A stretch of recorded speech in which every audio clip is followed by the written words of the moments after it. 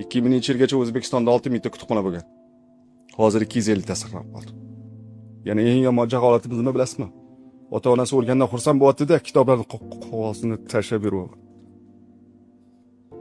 Ilmni xor qilish. Ilmni xor qilib qanaqa qilib yuksalish mumkin? Bo'lmaydi. Kitobida yozib qo'ydi. Xafa bo'lmanglar, bular juda kuchli gaplar. Va bular osonlik bilan olmadim. Qog'ozning narxini oshganini tualet qog'ozidan bilgan insonlar o'ylayvering, ular qayeri bilan o'ylashim.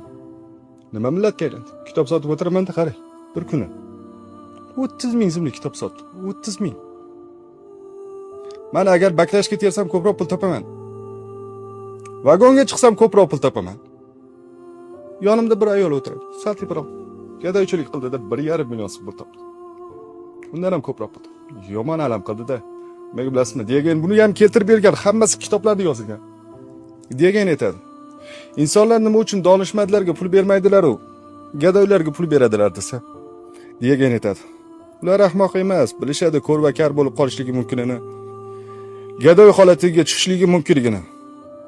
Lekin ular bilishmaydiki, hech qachon donishmand bo'la olmasliklarini. Donishmandliklar ularga berishmaydi.